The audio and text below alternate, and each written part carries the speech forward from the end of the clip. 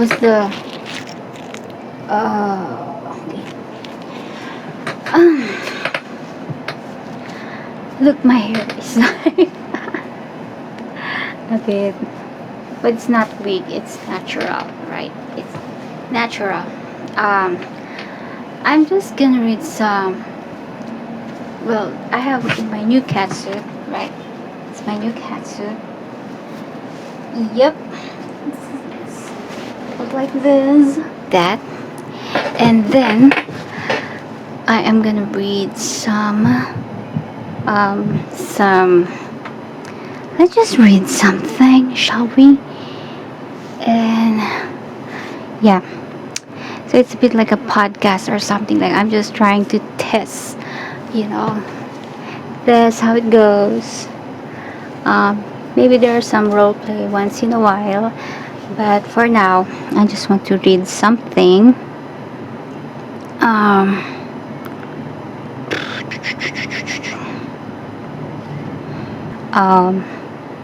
like I'm it's like interesting. Like I'm interested in this type of topic, like gaslighting.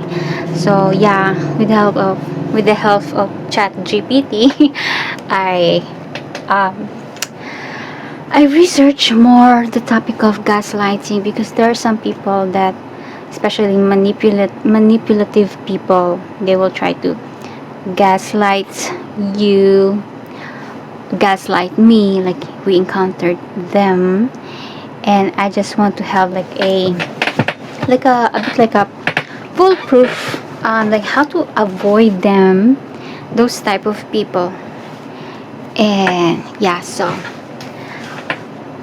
I think I want to be like this, so it's much more like that. So yeah, I want to so we can what do you call that, avoid them or spot. So gaslighting, so I asked about the book recommendation. So gaslighting, there's a book that Chat GPT recommend, like Gaslighting, Recognize Manipulative and Emotionally Abusive People and Break Free by Stephanie Moulton Sarkis. It's a highly recommended book on gaslighting. This book provides valuable insights into identifying and understanding gaslighting behavior, as well as practical strategies for dealing with it and breaking free from its harmful effects. It offers guidance on rebuilding self-esteem and regaining control over one's life after experiencing gaslighting. So yeah, I like, because I encountered manipulative people, like I think everyone try to manipulate other people, I guess, like somehow at some point. But I know sometimes, like I can sense that, like, okay, this person is manipulating me. But sometimes they bypass my intuition or my feelings, because sometimes they're so sneaky. I mean, if you really want to get my trust, my support, just be nice to me. That's all my advice. Just be nice to me. Just be consistently nice to me, and I will just return the favor. So if you want me to do something, just be nice to me. Put on some effort at least, and prove your, like, earn it, prove something at least. So that's all I can say. So in gaslighting, recognize manipulative and emotionally abusive people and break free, author Stephanie Moulton Sarkis shed lights on the insidious dynamics of gaslighting and offers practical strategies for recognizing, confronting, and overcoming it. Gaslighting is a form of emotional abuse where the perpetrator manipulates the victim perception of reality, making them doubt their own thoughts, feelings, and memories. Sarkis provides numerous real-life examples and case studies to illustrate the various tactics used by gaslighters such as denial, projection, and undermining. Yeah, like there are some people that will gaslight us and make us doubt our perception of reality. Like we have our own perception or preconceived notions, we have our own ideas, we believe something, but they're trying to distort what you believe, like, and makes you feel like you're crazy. Because like I think like that's all start, right? Like it's from a movie, Gaslight, that the husband, I don't know, like I just remember it, like it's from the, from a movie, like very very old movie, and then the husband will like husband will try like open a gas stove that it will gonna leak in the house, like it's so like you will smell the gas in the house, and then the victim will gonna smell, of course, the gas. Of course you will gonna smell it, like, oh, I smelled some gas in the house, like what we're gonna do. And then the husband, the gaslighting will like, no, there's no gas. That's why gaslight. Like, there's no gas. You're crazy. Oh my god, you're just starting to be crazy. Like, even in reality, he really turned on the gas stove or gasoline. But, like, the wife, like, really? It's just it doesn't happen. Like, there's no gas. Like, there's no gas smell. So, she will gonna doubt her own perception, her own senses, her own belief because of that. So yeah. How to spot a gaslighter person. So, spotting a gaslighter can be challenging as they often employ subtle manipulation tactics to undermine your perception of reality. However, there are some common signs to watch out for. Number one is constantly denying your actions.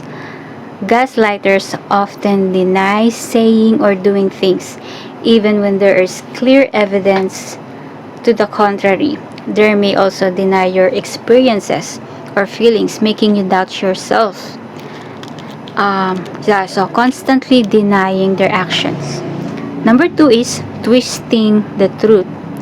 Gaslighters are skilled at distorting facts and manipulating information to suit their agenda. They may selectively omit details or twist the truth to make themselves look better or to cast doubts in your memory.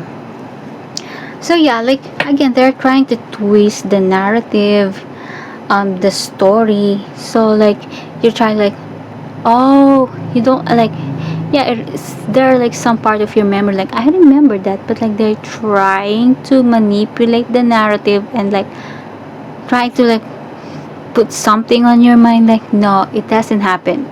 Like, no, I remember that. No, you're crazy, it doesn't really happen. Like even like you remember certain things and details like, no, that's not that. It's just maybe just dreaming.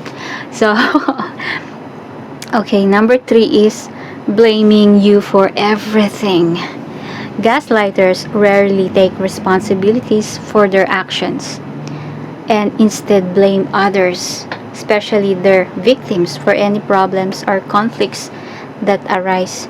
They may accuse you of being too sensitive or overreacting, blaming you for everything. So like they cannot for example, like if something wrong happened, instead of just acknowledging their mistakes or what they've done, being like acknowledging it, like, oh, I'm sorry, saying sorry, but they will do everything to avoid the, for I don't know, like for just for accepting what do you call that? Like they're trying to avoid not responsibility, but like for example, if you made a mistake, accountability. Yeah, they're trying to avoid the accountability of their actions, of their mistakes. So they will just blame it for you, like, no, I didn't do anything wrong, it's your fault.